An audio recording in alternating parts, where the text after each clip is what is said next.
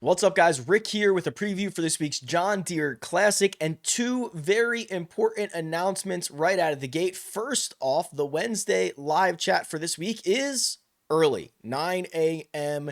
Eastern time with the holiday. I'm traveling. I'm not going to skip it. So we are going to rock at 9 a.m. Eastern. If you want to go over to that room right now and drop your comment or question, I'll do my best to grab those throughout the week. And then we'll start with those on Wednesday. And the other announcement is we've been doing such a good job of filling the listener league on Splash that they have upped the number of entries. So now the full guaranteed purse is $6,000, just a hair over that, whether it fills or not. And quite frankly, John Deere Classic, the week before we go to the Scottish Open, it's a holiday week. Patrick Cantlay has already withdrawn. You might get an overlay on this one. I hope not, because if we fill it, we continue to get bigger ones. But hey, if you get a little overlay, that's good for everybody. So go and get involved in that. The link is in the description. It's a tiers contest, as it is each and every week. Okay, let's turn our attention to the John Deere and jump right in. TPC Deere Run. Here it is in all its glory. This is my website, RickRunGood.com. Everything you see from this point forward will be from RickRunGood.com. Here we go. It is, dare I say the words, dare I say birdie fest? No, I'm not going to say that. I think it's probably an overused statement. But here is what we've got in terms of the regression model. Here's what the numbers say. The numbers say that accurate drivers of the golf ball have much higher correlations to success over the years than other stat profiles and other golf courses. Now, you think off the top of your head, Steve Stricker, Zach Johnson, Sepp Straka. Yep. That all checks the boxes. And you'll see there are some other secondary stats that also show a lot of high correlation to success, and they are also what I would say are accuracy or good driving metrics. Those would be consecutive fairways hit. By itself, not a very good stat. Driving accuracy, we already talked about that one. Left rough tendency, by itself, not a very good stat. But when you put that with the good one, driving accuracy, and look at them all together, it starts to tell a story that playing out of the short grass has been very, very successful in terms of getting you to the top of the leaderboard. Then you also see consecutive greens in regulation. So you're talking about accuracy off the tee, a decent second shot, and then let's see how many putts that you can make. If you take all of those stat metrics from above and you run it for everybody in this field over the last, I don't know, let's try 24 rounds this time, we can figure out who gets the best adjusted fit based on their own stat profile. So for the last 24 rounds, the best player or the best adjusted fit is Aaron Rai, and it's pretty significant. Close call last week at the Rocket Mortgage. He's been playing great golf. I'm sure we're going to talk about him quite a bit, and he picks up about a stroke per round at this golf course. I'm sure that was a lot bigger than what it was last week at the Rocket Mortgage. Davis Thompson, we're going to talk about him, is next. Kevin Yu, Sepp Straka, Sung Jae Im. Yeah, these all make sense. Then you get Keith Mitchell, Mac Meisner, Patrick Fishburne, Sam Stevens, as a reminder that this is still a John Deere Classic. We had a couple of big boys withdraw this morning, so there is an opportunity for a lot of different golfers to win. If you look at the advanced metrics, the reason that you are going to get this is it's a little bit of a unique situation. You have a lot of guys who play out of the fairway. I mean, the driving accuracy percentages are large, right? I mean, routinely over 65%, often into 70% in terms of fairways hit. But the caveat to that is there is a pretty big penalty for missing the fairway because you have so many guys that are playing out of the fairway. When you miss it and you are in a spot of bother, that can hurt you more than a third of a stroke to the scoring average on nearly every single hole, and a lot of them get upwards closer to a half stroke every time you miss the fairway. So you're seeing all of this picture be cleared out based on the correlation metrics, based on the adjusted fit, based on the actual numbers of how often you're going to hit the fairway and the penalty in when you miss it. And we are going to look for some fairly accurate golfers. And let's go there. right? Let's jump into the cheat sheet and see what's going on. First and foremost, if you haven't heard yet, Patrick Cantlay withdrew. Cam Davis withdrew. Taylor Montgomery withdrew. They all withdrew after salaries had been released. So we have a couple of empty slots in this pricing. Patrick Cantlay was the most expensive golfer. Now Jordan Spieth is, and there are 4 golfers over $10,000: Spieth, Straka, Sung Jae Im, and Aaron Rai. It's actually a pretty fascinating group of golfers on this course. Jordan Spieth, who has had such a bizarre little year. He's driving it great outside of the Travelers Championship. The second shots are starting to be troublesome. And then, of course, he has, for the most part, lost all touch with the flat stick, which is super crazy and something that we thought we would never have to say about Jordan Spieth. He's won this event twice, yet he has not played here since 2015. And I can assure you, 2015 Jordan Spieth is a much different golfer than the one we are getting this time around in 2024, 9 years later. I'm overall pretty worried about Jordan. From what I understand, the wrist injury that he has been nursing is probably worse than he's leading on, and it is a problem with his game. And there might end up being a procedure done on this at the end of the year.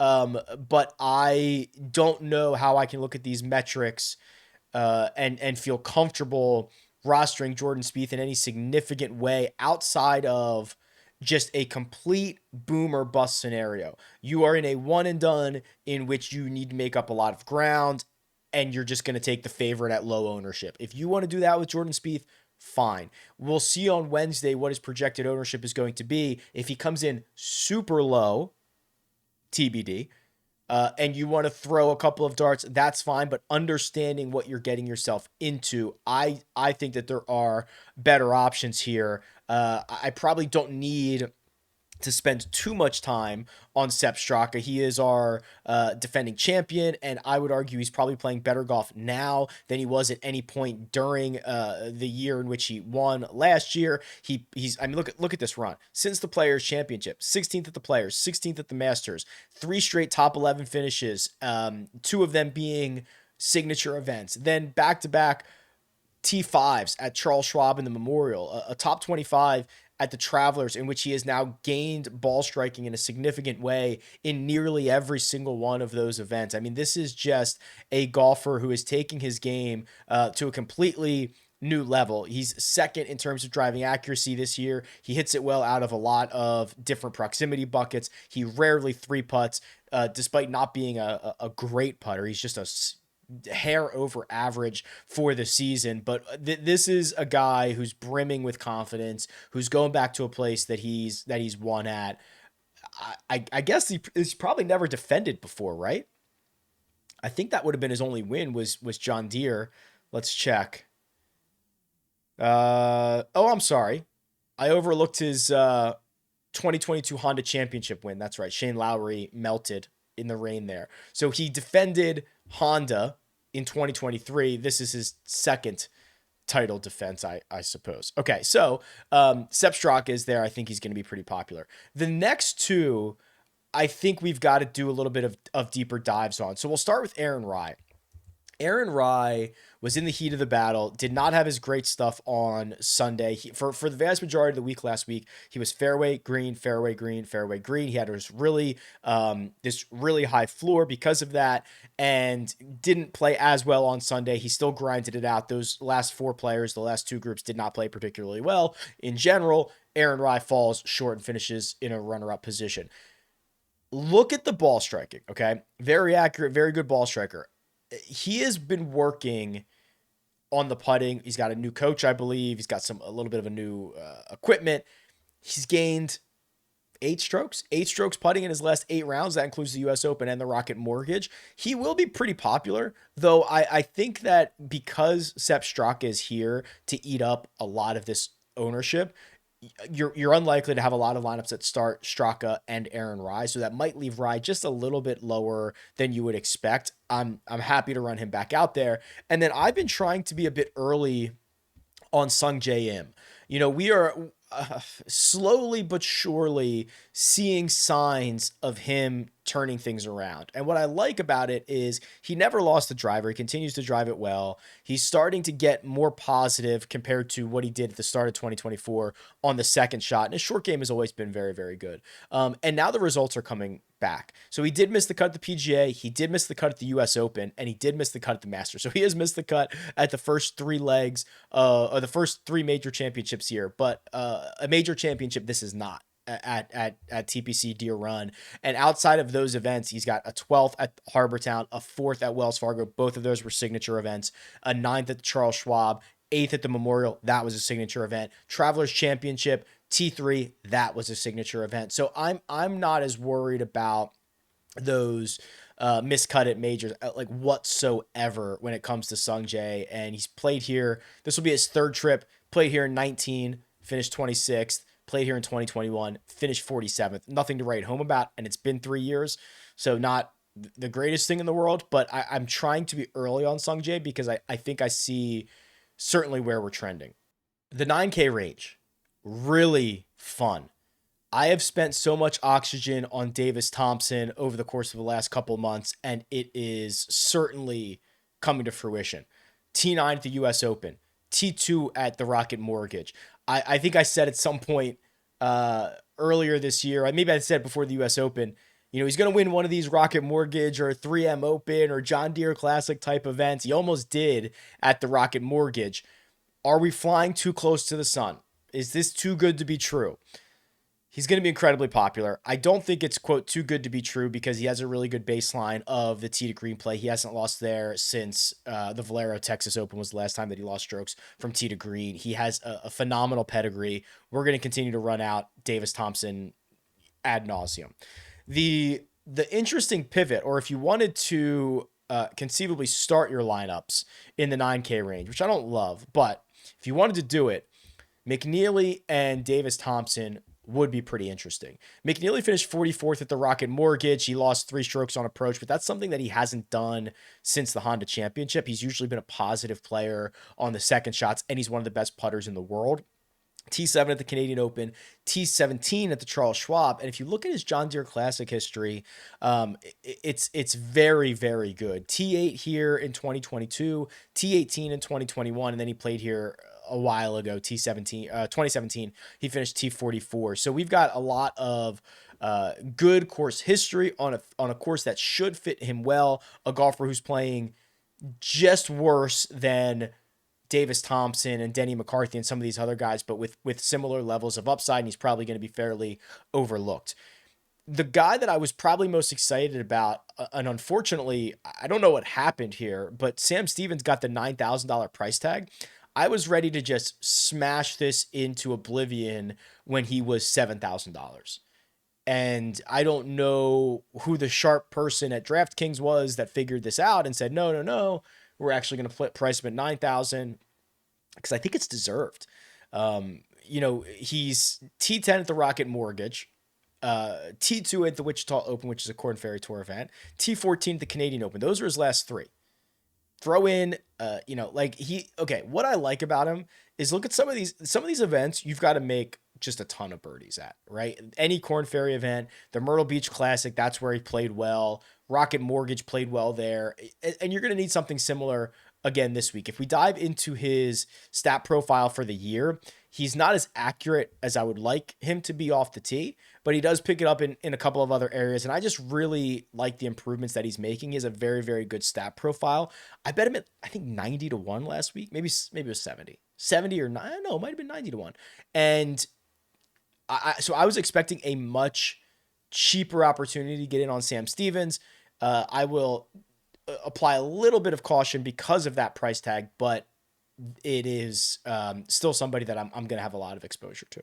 Before we jump into this 8K range, I will show you the course history here. So this is the Course Horses tool or tab on the Holy Grail tool. And I've got this set to just a minimum of 12 rounds.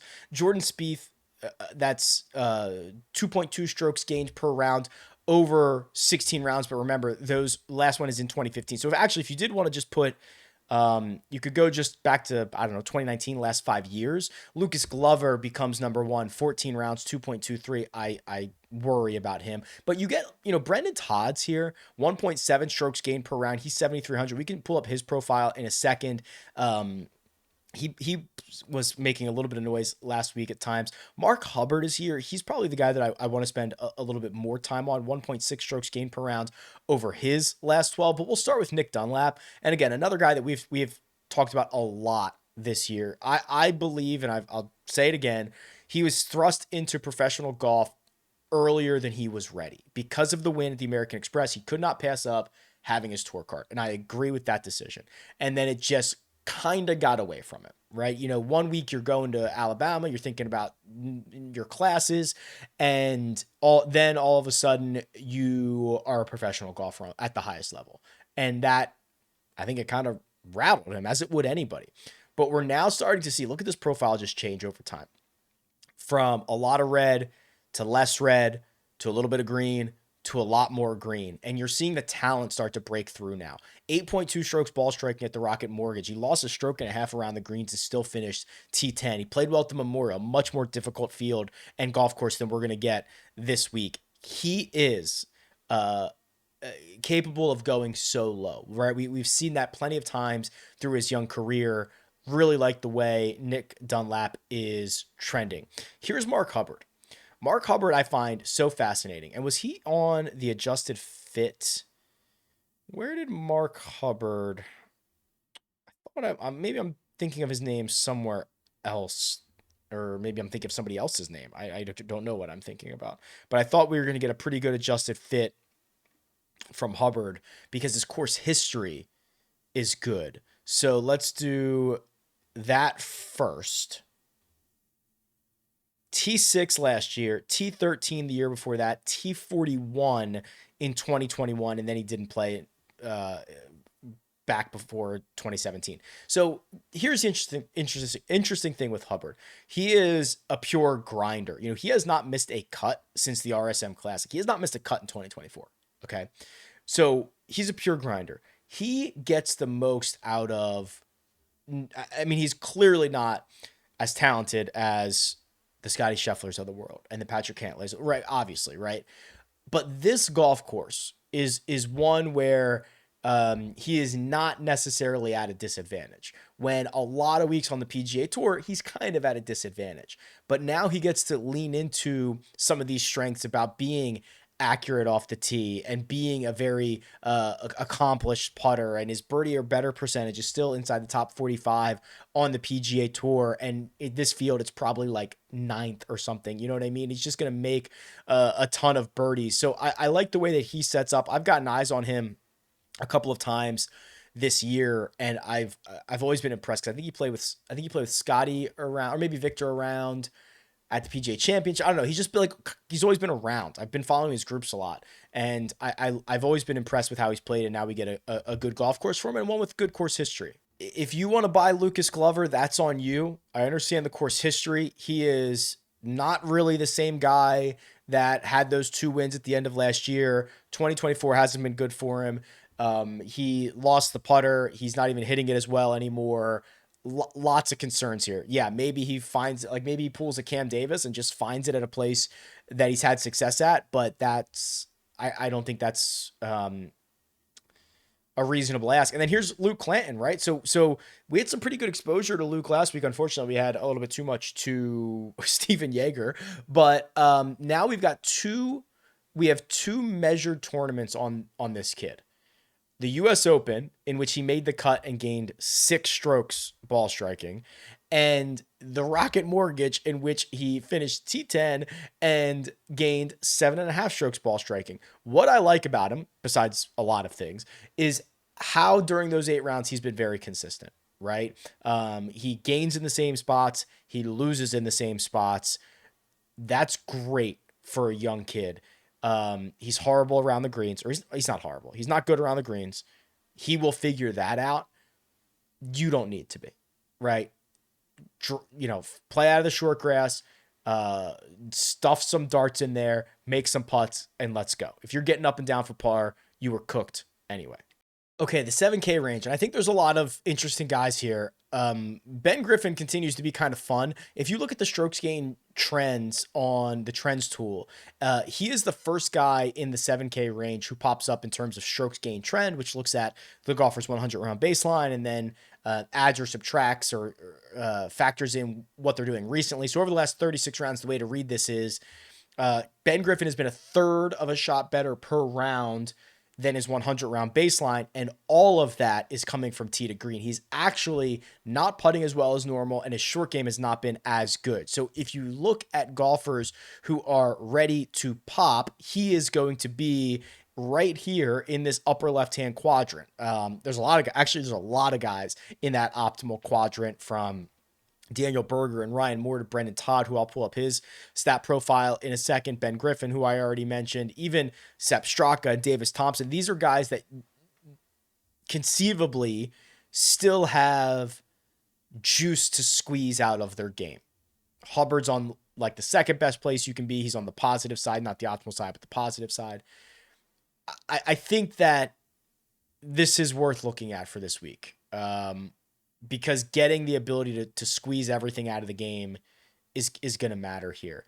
Andrew Novak is 7,500. Been keeping a close eye on Andrew Novak. He was very good during this stretch to start off 2024, then missed the cut at the Players and, just treads water for a while. Nothing great, but nothing horrible. Making a lot of cuts, but finishing between, 25th and 30th or 25th and 50th a lot. Until recently, when he picks up nearly 7 strokes ball striking at the Canadian Open. He puts the lights out at the Rocket Mortgage and finishes T20. He's not going to do that again. But somewhere in the middle of these two results, I think is realistic for Andrew Novak. And now you put him in a weaker field where he's made the cut twice each of the last 2 years. He's hit it well here. He putted beautifully 2 years ago and was a 0 last year. This feels like he's close and could snap off. You know who might be really good is Neil Shipley, right? Low am at the Masters, low am at the US Open, and then just finished T20 at the Rocket Mortgage, where he gained 6 strokes ball striking and lost nearly 3 with the putter. Neil Shipley might be that dude. Not that dude like Michael Thorbjornsen or Ludwig Oberg or Victor Hovland or Colin Morikawa, but he might be like that dude. He's pretty good. And at only $7,500, I think that's a reasonable take. I think I was getting confused a little bit. I thought for whatever reason Brendan Todd was in the mix last week, and I must be confusing him, or I only saw him a couple of times, and every time I saw him, he was making something. He missed the cut, which is now a bunch of events in a row outside of, since the Texas Open, he doesn't have anything inside the top 35, which is not great. The ball striking's gone. The putter is even having trouble at times. So I must have been confusing him with someone else. I did want to circle back on that. Joel Damon is 7,300, and he is a streaky golfer. Good and bad. You get great runs like he had at the end of 2022. You get bad runs like he did in the summer of 2023. Another good run here at the end of 2023. And now we're getting what I think is the DNA of Joel Damon. Accurate off the tee. He's going to play out of the short grass. He's gained at least a stroke off the tee in each of his last 3 starts. The last 2, he's gained 2.5 and 3. Ball striking, yep. He's going to hit a lot of greens when he's going well. And then we're getting a volatile putter. Great. Awesome. That's what we're looking for. If he loses a stroke and a half putting, he finishes T25. If he gains 4, he finishes T10. And in this field, maybe he wins it. So I think this is a really good time to get in on Joel Damon. His record here is not good. Missed the cut last year. Then he didn't play anywhere before 2019. 2019, he missed the cut. 2018, he finished runner-up. 2017, he missed the cut. So we can throw out probably 17, 18, 19, throw out 2 missed cuts and a runner-up. That feels fair. and he missed the cut on the number last year. He's playing much better now than he was at this time last year. And then I did want to do a deep dive on Dylan Wu because I saw that he led the field in strokes gained putting last week, 6.8 strokes there. He did hit it well, 3.2 on approach, which is something that he kind of does routinely. He's trying to break out of a little bit of just a mini slump. Has he played this event? I always think he's undervalued. I think he's a much better player than the way that he's generally treated. It's okay. I'm not super stoked about it, but it's fine. There's no 5K range this week, so it's just these golfers here in the 6K. And as much as I love the 7K range, I do not enjoy dipping down into the sixes. So I will try to stop my lineups from getting down here too much, but I do think there are a few interesting names. Firstly, if you sort this, so I'm on last 36 rounds right now. If you sort this by strokes gained total, you're going to be like, who in the world is Kyle Westmoreland, and why is he gaining why is he $6,100 and gaining a stroke per round? So just to cover that is all on the Korn Ferry Tour, right? So he's been playing exclusively on the Korn Ferry Tour in 2024. He does have some really good finishes, some high-end finishes. He's gaining every single week, but that's why you're seeing it. I like this guy. He's a very raw, talented guy. The problem for me is he's a masher, and I think this place kind of hems you in a little bit, and I don't think this is a great spot for him. If he would have gotten a spot start at Detroit Golf Club last week, I think I'd be much more interested. So just wanted to point out why, when you have questions about why he's showing up at one, like that's true, but if you do weighted, he's probably going to drop down pretty significantly. Talking about guys who have not played a lot on the PGA Tour is Kelly Craft, and Kelly Craft hasn't really played a lot anywhere. He's only played, I guess I shouldn't say that because he did play, well, he played 4 times between May and June, which I guess is not that much, but he's only played 6 times on the PGA Tour, and one of them was the Zurich Classic in 2024. He does have some good results, though. 13th at Byron Nelson. He did finish T11 at the Zurich. If you go back to his last start of 2023, he finished 19th at the RSM Classic. This is, if you are ever going to play Kelly Craft, this is the week, right? So if you go back to the cheat sheet and you sort this by accuracy over the last 36 rounds, and again, his rounds go back a lot farther. He hits 71% of his fairways. He's first in the field in strokes gained approach, gaining a stroke per round. He's got a couple of high-end finishes. He's a fairways and greens guy, which is what you need here. So I understand. I don't like the small sample size. I don't like that he missed the cut at the Rocket Mortgage, but I think that when you start looking at stat profiles, we are pretty far from, like, on the other end of the spectrum for TPC Deere Run than we are for Detroit Golf Club, at least in terms of golfers and the types of profiles that they have had when they have success. Maybe my favorite guy in the 6K range is Harry Higgs. So Harry, $6,400. Okay, what do we know historically about Harry Higgs? Well, he doesn't have a lot of PGA Tour stuff, but he really struggled on the PGA Tour leg. It's why he was on the Korn Ferry Tour. But when he's going well, maybe 2022 was a better stat profile for him. When he's going well, he has put together some impressive finishes. And then all of a sudden in May, he snaps off and wins back-to-back events on the Korn Ferry Tour. Very difficult to do. Misses 2 cuts. Then he finishes 4th on the Korn Ferry and T26 last week. So I can cut him a break for, maybe coming down from a high, missing the cut at the BMW Charity Pro-Am. And then if you miss the cut at the US Open at Pinehurst, I don't care whatsoever. But he's getting back on track. And I think that to have a golfer who could conceivably win this golf tournament for $6,400 is much too cheap. He's played this event 3 times last year and the 2 years prior, 2 missed cuts and a 57th. So nothing to write home about there. But $6,400 for a guy who has wins anywhere around the globe in his last 6 starts, 2 of them, I think is quite strong. And I also don't think that there's a lot of other things to like in the 6K range. So to get that guy at 6,400, I think is worth not. I mean, you don't have to go all in on him, but worth being involved in. Okay, let's run a model. So custom model, RickRunGood.com. You get to put any number of weights that you want in and number of rounds, and then we can go from there. So let's do it like this. I think we need to do weighted strokes gained again because we've already seen that we've got golfers from a lot of different tours, some Corn Ferry action, some major championship action. They're now crossing paths. So 15 on weighted strokes gained in the last 36. Then we're going to follow the model a little bit here. And we're going to do driving accuracy for 15. Good drive percentage for 5. Good drive percentage says, did you either hit the fairway or hit the green? So did you give yourself a chance to get to the putting surface in regulation? That's what it says. Approach play, we are going to do opportunities gained for 15. We are then going to do, you know what we're going to do, right? We're going to do bonus putting, which we love, bonus putting. For 20, we will do the course history here. TPC Deere Run for 10. We've got 20 left. Could do easy courses. I feel like this is exactly the model I did last week, but instead of accuracy, I did distance. And then let's do, what are we missing? Some scoring stuff. Birdies are better gained, fantasy points gained, implied win percentage.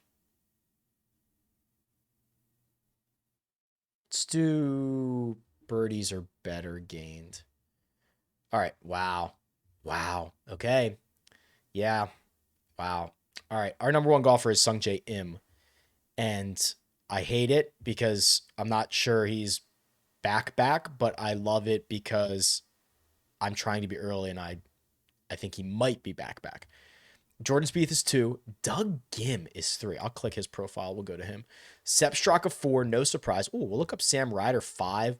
Davis Thompson 6. Lucas Glover 7. Denny 8. Yeah, Zach Johnson who's won here a couple times. 9th. And Justin Lauer 10th. Very quickly. Let's see what Doug Gim's been doing.